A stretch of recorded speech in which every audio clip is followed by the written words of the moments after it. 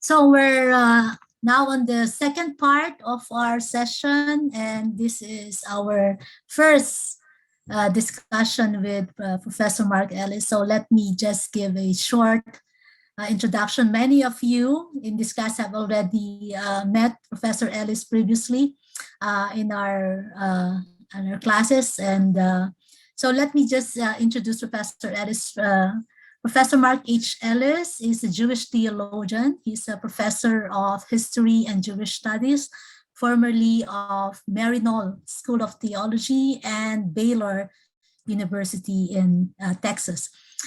Professor Ellis was the visiting professor of De La Salle University of Manila. And then later in 2019, he was our professor, visiting professor at MST at Maryhill School of Theology.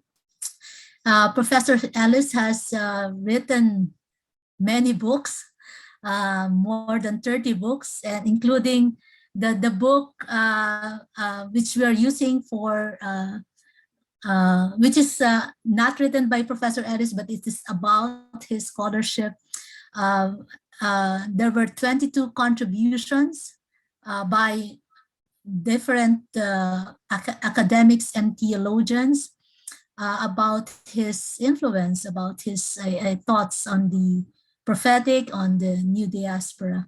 So let us now all welcome Professor Marc Ellis. Hello, Professor Ellis. Hello, good to see you. Okay. It's good to be with all of you and your students. All right, so I could hear you better. Okay, so welcome, Professor Ellis. Welcome to MST. Welcome back virtually to Maryhill School of Theology. And with me tonight, with us tonight, are third-year theology students, and from different congregations coming from different nationalities. We have, of course, Filipinos, and we have Vietnamese students from Vietnam and Indonesia, from Haiti, from Nigeria, from Cameroon. Did I miss where else? From different parts of the world. Okay, so we're very pleased and very privileged to have you here.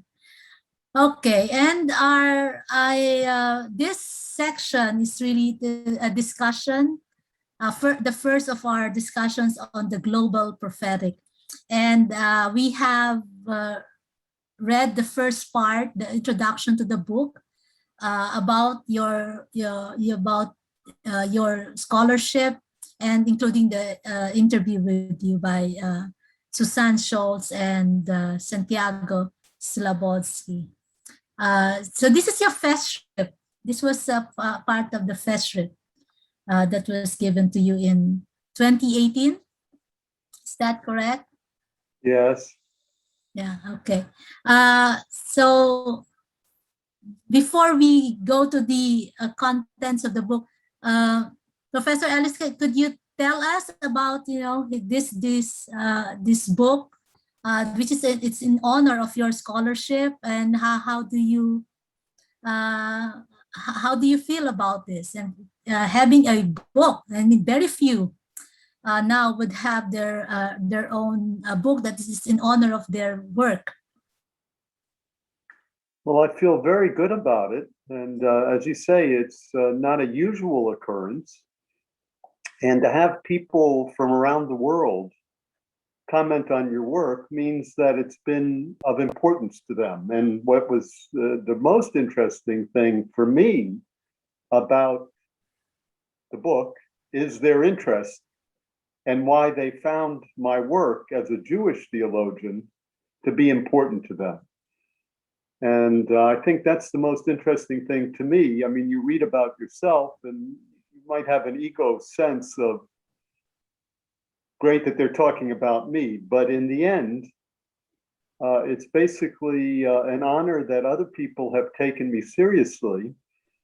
And I've learned from the way they've taken me seriously. So I've actually learned about my own work through their writing. So the book is a mutual honor and a mutual learning experience.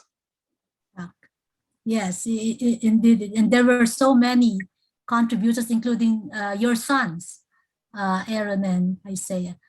Okay, Professor Ellis, can I just adjust the volume? Let me just fix that. Okay, could you hear, do you hear an echo? Yes, I do. Okay, let me just fix that. Just a moment. Okay, so let me just go to the questions.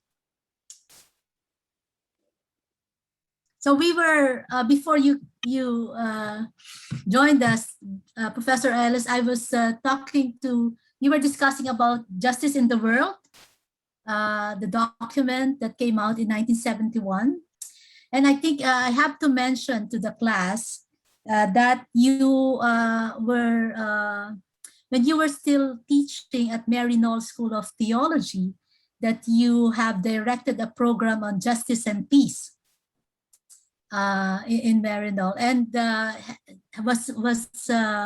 and at the time, this document must have been very important in your in the among your students at the Maryhill School of Theology, and this was the time that was really very much, I think, influenced about the discussion on justice and peace. Could you tell us about your experience of during this time at Maryhill and how justice was seen at the time that you were directing the program? I arrived at Maryhill in 1980, and the Central American crisis and the Latin American liberation theology was emerging, and Maryhill was a big part of it, including several sisters of Maryhill who were murdered in El Salvador, and of course, Bishop Romero. And Maryhill was on the scene in the United States, and the United States was a part of this whole question of Latin America, Central America. So, yeah, it was very interesting to me as a Jew, because growing up as a Jew, I had learned a lot about Jewish martyrdom, mostly at the hands of Christians throughout history. And there I was at Maryhill, and there were Christian martyrs, but they weren't martyrs to convert others to Christianity, which there had been martyrs before that. This was a different kind of martyrdom. The sisters were working for justice, and other Christians in Latin America were working for justice. And a number of priests and sisters, and of course lay people, were murdered by the governments of those countries, and they were lifted up as martyrs. So one of the most interesting and profound learnings of my life was to see the transformation of Christianity close up, from a religion that had oppressed Jews and others, including Latin Americans, to a church on the move toward justice. Now, admittedly, the church has always been complex and still is, but the Vatican II movement and then liberation theology was moving the Catholic Church and other Christians in a new direction, which was very important for me as a person, but also as a Jew, because I was moving in that direction too. And what could we do together? This was a revolutionary moment in the history of Jewish-Christian relations, where instead of being oppressed by Christianity and demeaned by Christianity, there were now Jews and Christians working together toward justice in the world. And the Vatican documents, along with liberation theology, were very important in this movement. As a Jew who was teaching in a Catholic school of theology, it's how was the thinking about justice similar or different? I mean, from the ethical Jewish tradition, how is justice seen, and how is that in relation to how Catholics understand justice? Well, as just one example, when they asked me to direct this new program, they asked me for a name for the program, and I said, the Institute for Faith and Justice. And they told me that in the Catholic documents, it was referred to as justice and peace. And that's not that the peace was absent from faith and justice, but I couldn't imagine directing a program that was oriented toward peace without justice. Now, I understood later that the Catholic Church was including justice, but the peace element, and so coming from the prophetic tradition of Jewish life, you get to peace through justice. And that was a difference. And of course, I was learning a lot. I didn't know anything about Christian liberation theology, but when I read it, I recognized that it was essentially Jewish. And that the attempt to free Jesus from the captivity of the church, as Latin American liberation theologians often called it, they had to go back to the Jewishness of Jesus and to the prophets to free Jesus from the captivity of the church. So at first, when I was asked to read liberation theology with the students, I thought, I hope I can understand this. And then I recognized that I was deep into Jewish territory and therefore could recognize it immediately.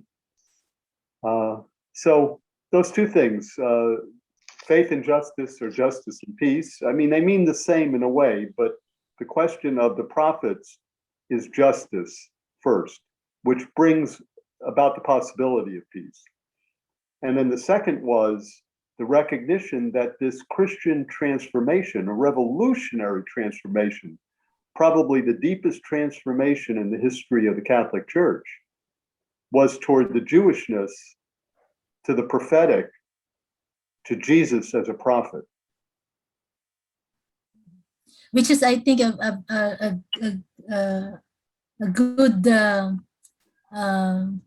a good point to start talking about the prophetic, since that is the that is our interest for this discussion. So tell us about what is the Jewish prophetic, as you have understood it in your own tradition, in your own life as a Jew. Well, if you look at the prophetic in the Hebrew Bible, and even in Jesus's life as reported in the Gospels, the prophet is the essence of what it means to be Jewish. That's the judgment that's made on all activity. And the Bible is either leading toward or away from justice. And if you take justice and the prophetic out of the Bible, you don't have anything. There's nothing. You just have a series of stories, but you have no meaning. Mm-hmm. And the prophetic in Jewish life is our indigenous. That's the essence of what it means to be Jewish. Then there's a lot of commentary about the prophetic on top of that and around it and behind it. But when I was being raised, but in Jewish life in general, we're haunted by the prophetic because it's central. And of course, the prophetic carries a cost, which is exile, which is also indigenous to Jewish life. And I realized at a very early age, although I wasn't articulate about it at that point, that the prophetic and exile were our Jewish home. Now you think about that because you want to have a normal, ordinary life. Most people do, and it's certainly something to be said about it, but you really can't have an ordinary life with the prophetic and exile unless that's your ordinary. That's your ordinary. And so teaching at Maryhill with these Christian students, they also had a certain sense of that, especially coming from different parts of the world. But what to do with the prophetic, what to do with justice, what to do with exile. That's the Jewish question, but also maybe the Christian question.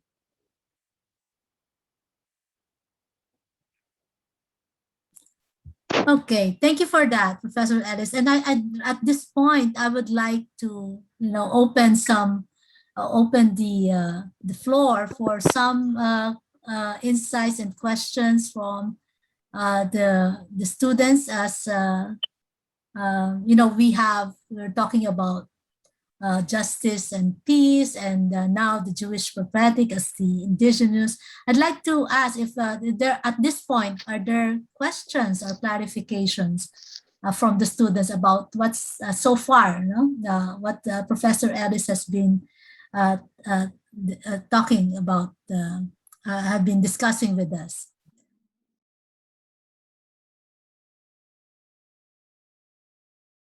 Ellis. Well, first of all, I hesitate to comment on other people's lives in other countries, but I'm being asked a question, so I'll give a general answer, which may be of interest. Every culture has prophetic aspects to it, and therefore you have to figure out what is indigenous to your cultures, often before the conquest, sometimes before Christianity, and sometimes within Christianity. And then you have to, if you look at the Hebrew Bible, the prophets are very strong, and Jesus too, as a Jew, very strong, but also strategic at times, and depending. And, it's hard for me because, in the sense, most Christians in the world have been conquered by Christianity. And so it's, in a sense, a foreign religion, which doesn't mean it can't be an important, very close religion too, but it's the complexity of any religion is there. But if a country has been missionized and conquered and through colonialism and all, you have other layers, which the church is involved in, because the church tries to survive and to flourish by itself, and they often think there's a mission beyond justice, that is to just represent Christianity, say an Islamic or a different culture. And therefore the church is in a bind, and the church can turn you over if you're too prophetic. The prophetic is also difficult within Jewish life, but since it's our indigenous, to me at least, it seems to be clearer what one needs to do within the confines of the Jewish people. When we get to what in Samuel was named the other nations, it becomes more complex, but there are elements within the other nations that are prophetic. Then they've been Christianized or through Islam. And of course, Islam can also be very justice oriented. And you have to look at the context that you're in and make decisions for your life, and the community should make decisions. But at the end, it's conscience and it's also context. So our lives are on the line in different ways. In the United States, it's different than in Nigeria and different than in the Philippines. And I hesitate to say more than what I believe the Jewish prophetic is and how it might influence Christians who are, in a sense, grafted on to Jewish. That is, Christians are in many ways a form of Jewish. There's been divergences, of course, but there's also a coming together now where we can speak. I can learn from you and you can learn from me. This is a revolutionary moment of the coming together of Jewish and Christian and Islam and Muslims and other secular folks too, and Hindus and Buddhists. That is, people of conscience. Jews of conscience, Christians of conscience, Muslims of conscience, Hindus of conscience, secular people of conscience. Maybe we have the same religion in some ways, and maybe those who are oppressive, including within the church, but in the state, maybe they have the same religion. So you're in a conflict. You may be in a Christian community that is more aligned with the state or with power than with what you believe is Christianity. What do you do? And here in Jewish life, I don't want to give you the impression that all Jews are prophetic, not at all. We have the same dynamics of empire and the prophetic, what I call Constantinian Judaism, like Constantinian Christianity, like Constantinian Islam, maybe those people practice the same religion, and Jews of conscience, Christians of conscience, Muslims of conscience, Hindus, maybe we are, in a sense, practicing the same religion. We may have different rituals. But justice through the prophetic, and of course, the prophetic isn't only about justice, it's about the meaning of our lives and history that we approach through justice.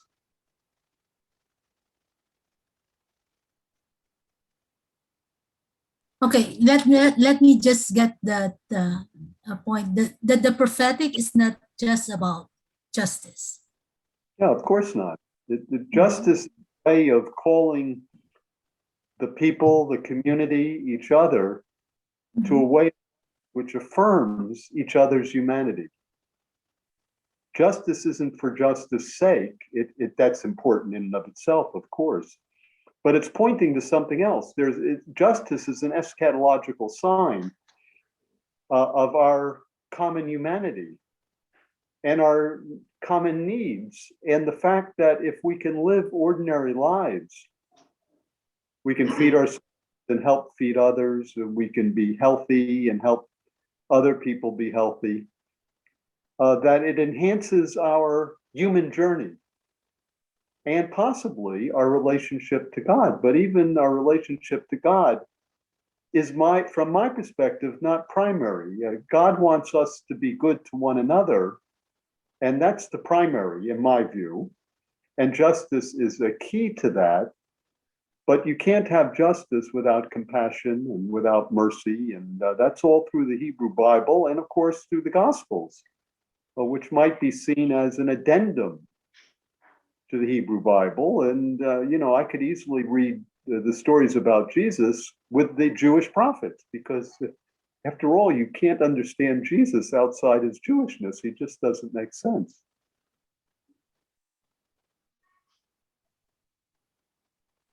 Okay, thank you for that, Professor Ellis. Now, thank you, Jude, for that question. I'd like to turn now to another question by one of the students, and I think this has something to do with the explosion of the prophetic. So, the first, this is actually the opening statement in the introduction about the explosion. You were quoted as saying, today we are witnessing the explosion of the prophetic in the world. So so one student was curious about that. What do you mean by the explosion of the prophetic in the world today? And how is the situation now? I mean, what's in our situation now that makes this prophetic explosion possible? Well, I think that's true. But, even when you look at Vatican II, where did Vatican II come from? You think, well, the church just said, let's do something better. Let's do something new. No, the Vatican II essentially came from the movements in Europe after World War II, the Holocaust, the terrible ravages of war, and the people saying, you're irrelevant and your theology is covered with blood. And also anti-colonial movements around the world before, but after World War II. Mm-hmm. And the church was struggling to be relevant because people were saying, your faith, your theology doesn't give us a way of life. So Vatican II itself is not only initiated within the church, it's a response to these movements that are saying, we need to come together in the world because look what we just went through. This is impossible to continue. In the 60s, I mean, this is why liberation theology came in the 60s. It wasn't just rock music. I mean, this is where liberation theology comes from. As another step, liberation theology says Vatican II was right, and now we need to go further. Vatican II wanted to renew the church. We want to renew the world. Vatican II says Catholics are in the world. Liberation theology says we're in a revolutionary situation. So you have the explosion of the prophetic, even more today, I would say, but you could say a continuity where people are recognizing that we're all bound together. This would also be with the ecological crisis that we're facing, the plight of women, the poor, where everything becomes more obvious over time, partly because of our interconnectedness through technology and all. But there's been a recognition that there has to be a major change, and that if religion is going to be relevant, it has to be at the forefront of that change, also holding, though, a certain element for others who are not religious to think about, to deepen their lives, as religious folks are deepened by secular folks who basically think religion is the opiate of the people. So Vatican II also has not only a reconciliation with Jews, probably the most profound revolutionary movement in the history of the Catholic Church, but also with the secular world, but partly because the secular world and the religious world was saying, you're irrelevant. We don't want anything to do with that theology. And so theology had to change, and liberation theology through the prophetic is saying, hey, change more. Now we have the ecological crisis where people are saying, change even more.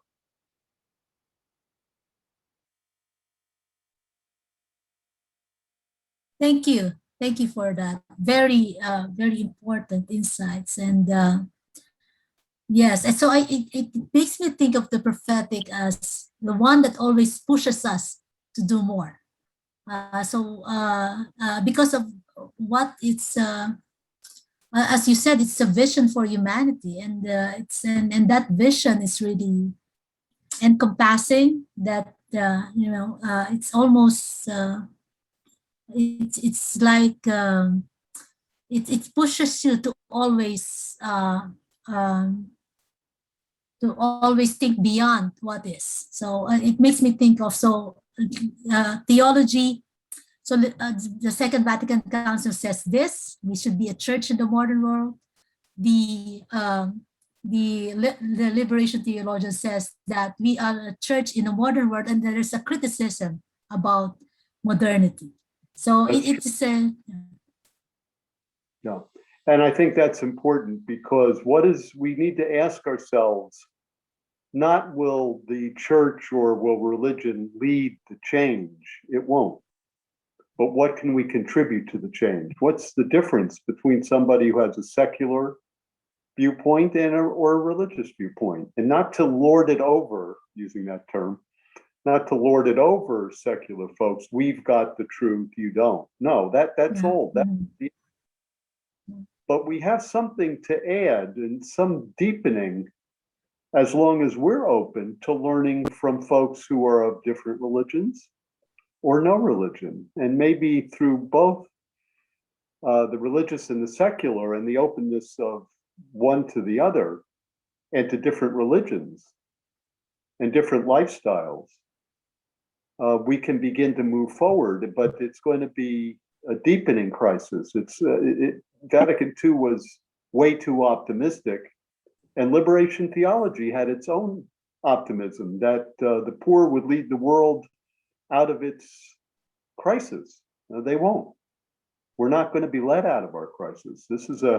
We're at another moment now where the prophetic and people of conscience are in exile, and probably permanent exile. What does that mean? If you can't lead the revolution, or lead the revolution in society or the church or in Jewish life or in Islamic life, it's not going to happen that way. And it's probably not going to happen. What's our witness? We're in a situation now, not of changing the world, but of witnessing at the end of the world, which will continue, not be remade by us. But so what is our witness? And at Vatican II was a witness situation. Liberation theology was a witness situation. Now we're in a deeper witness situation. And I think those seminarians who are studying to be a priest are going to find themselves in a deepening crisis where they're called upon to witness at a whole nother level than maybe they thought when they entered seminary. Yeah. And even Okay. with communities that don't want to go that extra mile, and within a Yeah. church that is so bound up, even as it tries to move, it's go to where the people are. Don't make so many judgments and so many laws. It's so funny because Christians often think that the difference between Christianity and Judaism is that Jews were bound by the law, but Christians are free. And in fact, Christians are very bound in many ways, and Jews are bound too, and Muslims are bound, and we're all free too. And um, each situation is different. But to judge people by whether they're divorced or whether they're gay, or to make these judgments, is to lose the possibility of creating a deeper bond with others. We don't have to agree with every aspect of other people's lives. We often don't even agree with all of our aspects of our life. But the question about faith is the freedom, maybe the freedom also, not only to express yourself, but the willingness to suffer, not to court suffering. But if need be, the willingness to suffer. So you ask about me personally. Well, I live in a certain society and a certain community where there are punishments for speaking like I've spoken, and I've suffered punishments. Others have too. But I wouldn't court that, but you have to be willing.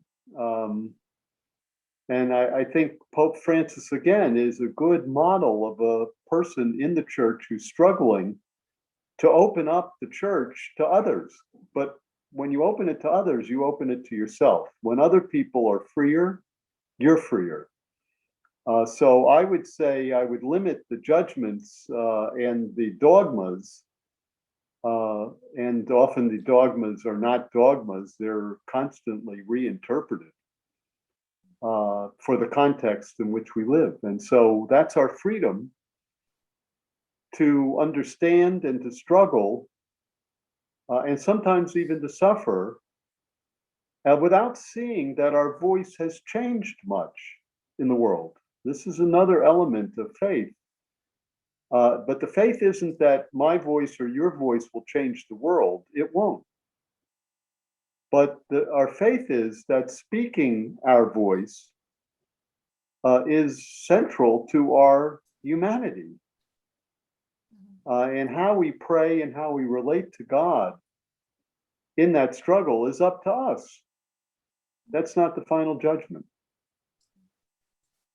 Thank you for that. And yeah, and I think I could understand Jude's question also in a way, and I could relate an experience, a recent experience in relation to that. And because you said, Professor Ellis, about it doesn't mean that when we speak for justice that things would change. That our voice is needed, but it is not. It would be, I think, an illusion to think that speaking for justice alone, or even doing things for justice, would change the world.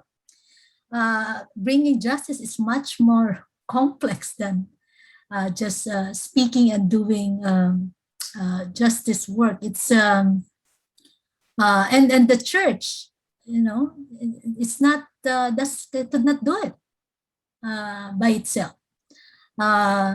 So I was just reminded of conversation with my cousin, who was saying, Ate is big sister. Ate, you always talk about God's desires for justice, and yet the people that you have been helping, have they received justice?